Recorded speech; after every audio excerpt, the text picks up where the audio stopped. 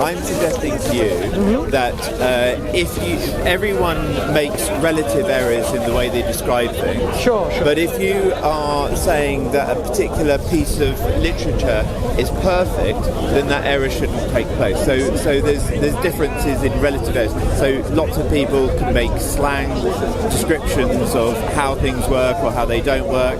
When you looked on your phone what time the sun set, it has background information which gives your location service, because actually the sunset is setting all the time, isn't it? It doesn't set to 5:53 here, 4:53 here, whatever it is.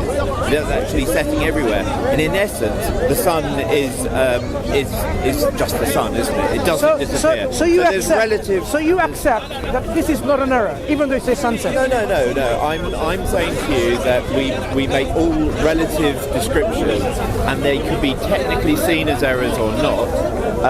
But what I would say is that it's a grammatically descriptive error to say that the sun is setting in the sea.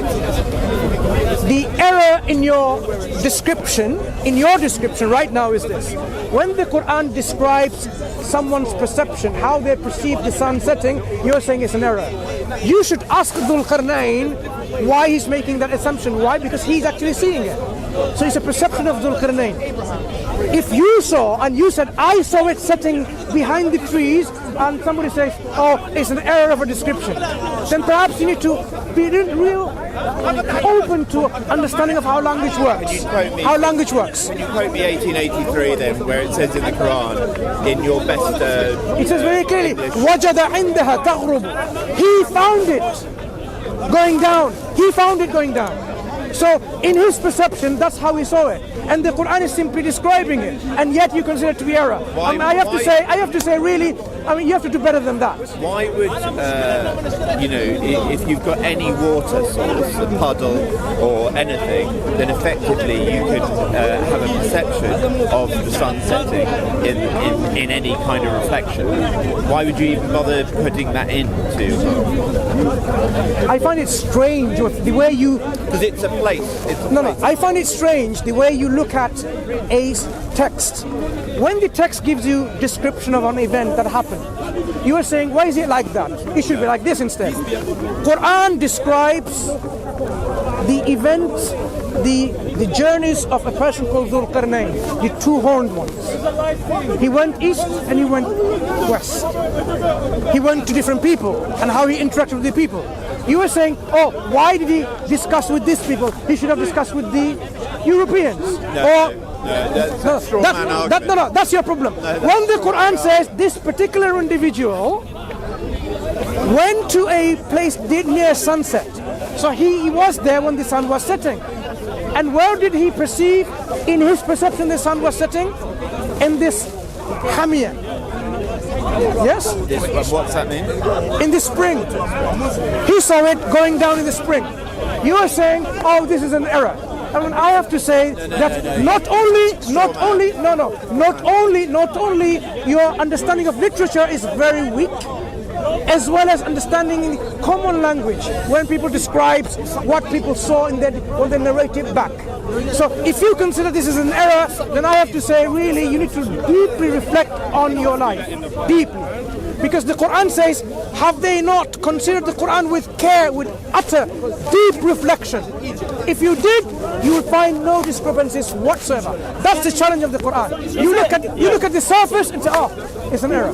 I'm sorry to say that. Is it a possibility, if you don't mind me asking, is it a possibility that it was talking about by what you read here? Is there a possibility it meant that it's going just a normal sunset that he was describing? Is there a possibility? Well, I think that's the argument, isn't it? But you put words into my mouth. I'm saying that if it is a normal sunset near any element of near a hot spring or otherwise, the issue is what is the question I would ask you, because you have read it deeply and I have, is why would you, not that it's why would you locate want to locate a place with a piece of water and then link that into the... That's a genuine question. Yeah, fair. I don't think that really proves one way or the other. Should I explain something to you? You have the verses. No, because I guess there's two I think it'd be difficult. There's two hypotheses, really, isn't it? There's one that would be the argument that this is a literal situation of the sun setting a place in the world where it sets, and that's a description of it. And there is a people around that people. So it's a very meaningful place, the exact place where the sun sets. That's one hypothesis, which would be an argument, which is viable. And the other argument is that it's just a sunset near a pool of water. Okay, and do you have that other verse? I just want to show... What the Quran is simply saying, in his travels, he came then, when the sun was setting, he came to a place near sunset, right? Time or place? So when he came to that place and the sun was setting, you are saying, why does anywhere? Why does the Quran give extra detail? It's because this is what he saw. What's your problem with that? In the Black Ages. Well, it's not a matter of. What's your problem? The problem with that is the meaning or the benefit of that description in the Quran. The benefit of the description is describing how he perceived in that setting. That's he came to a body of water where he couldn't go further. He saw the sun setting. He's saying that's his furthest he reached. What I want to show you was, do you want to read the next verse? If you don't mind, you know the next. Have you got the? Before we go into this, this is quite interesting. Now you're questioning that it's not an error. This is your underlying assumption now. It's not an error. I was correcting the issue about you putting words in my mouth. But you made these errors of assumptions. You are saying it's an error. Of what kind? Grammatical description. You keep telling me that I made it an error. What I was actually arguing. I am showing you the errors in your thinking. That's what I'm doing. Another time he reached a place when the sun was rising at that time, and he dealt with this kind of people, a group of people. It's a way of describing the time he reached to a particular area of people, and he had some interactions with them. By saying this is an error in the Quran, I am clearly saying people are not reading the Quran properly, they're not even thinking deeply, and they're just generating errors when the errors doesn't even exist. That's all. I guess the reason why that happens is because people are considering that perhaps at the time people had a more magical view of where the sun set, or even the earth being flat, and so therefore the context, although it seems ludicrous from a 20th century, 21st century mind, it may be within that context different, and that's where a 20th century mind reading the Quran, when the Quran doesn't say the earth is flat, and he's just simply saying this man journeys. Look, what people try to import in their own thinking, errors and contradictions when reading the Quran.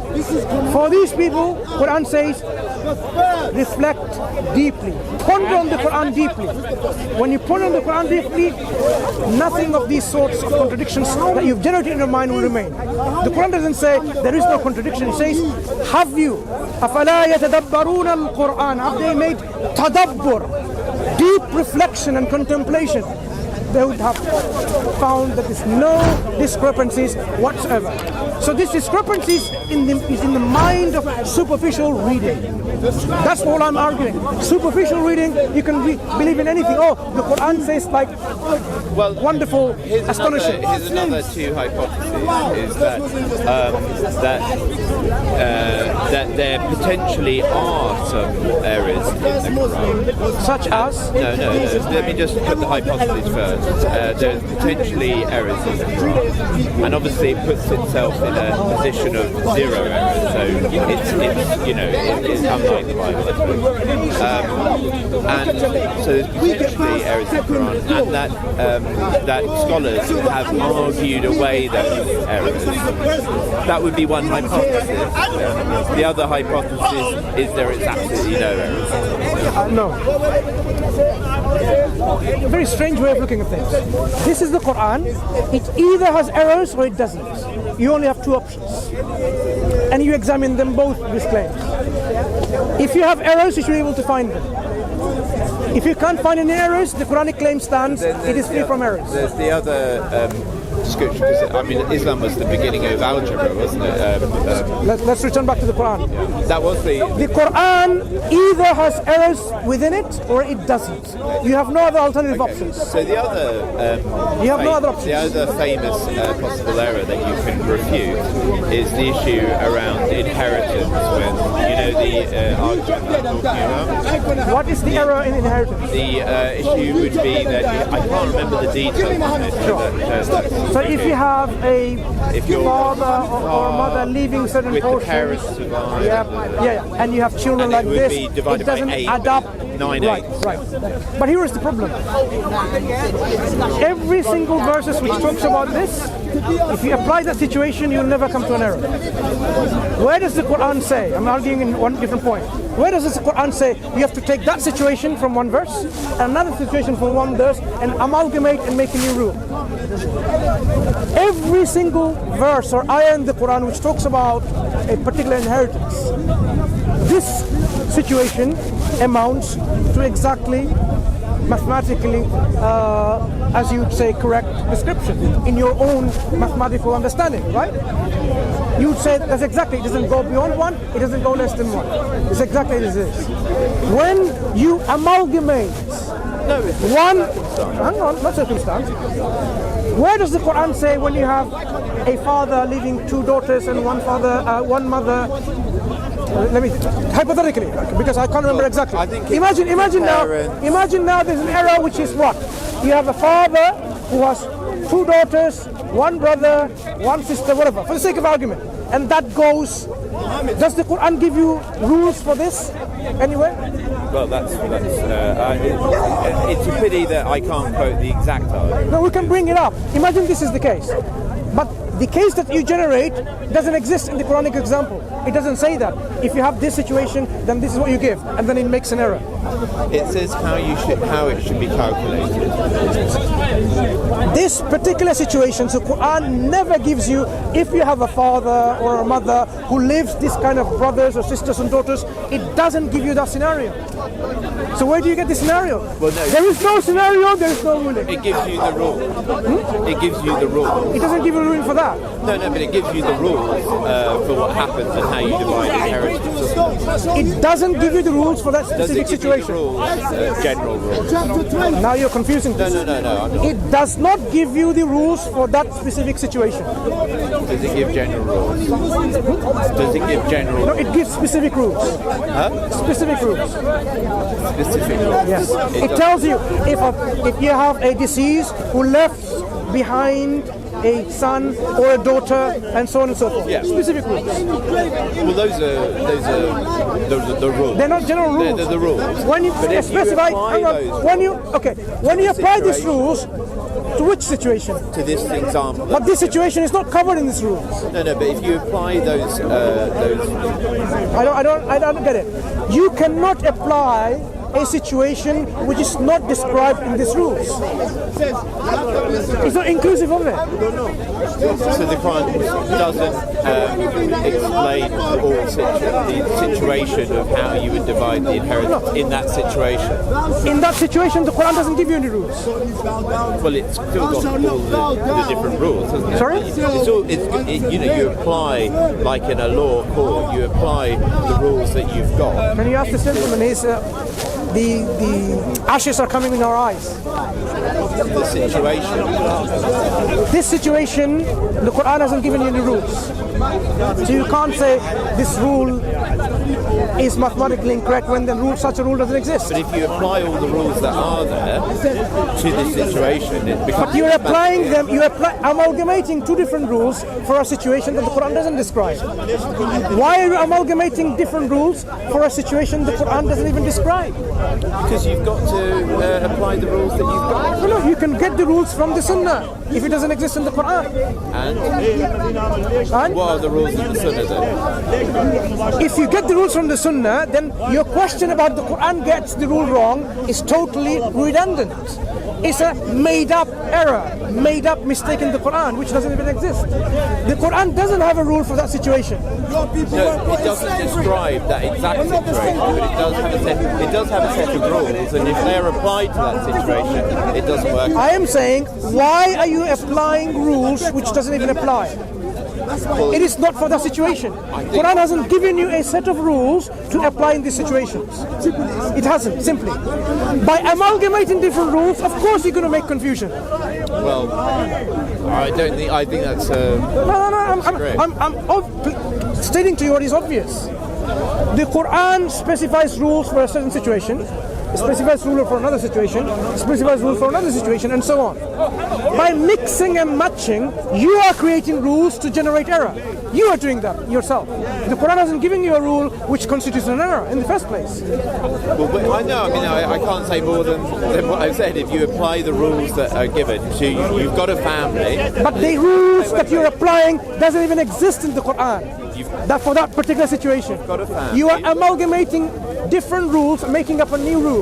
You've got a family, and something happens, and you look to the Quran. You go to the Sunnah if it doesn't exist. And what does it say in the Sunnah? Suppose the Sunnah gives you a rule, and it gives you a solution. That's it. And does it? And it does. To that situation? Yes. Similar situation. A similar situation? No. The situation that you're giving the Quran, if it doesn't, the Sunnah does. You sure? Yeah, many rules the Sunnah provides. Many rules. Well, I don't know enough about it. Do you know the specific? No, I'm just telling you, if it doesn't exist in the Quran, the Sunnah will explain and give you the rulings. So you will be in error by saying the Quran in this situation has got it wrong because it hasn't even got this rule in the first place.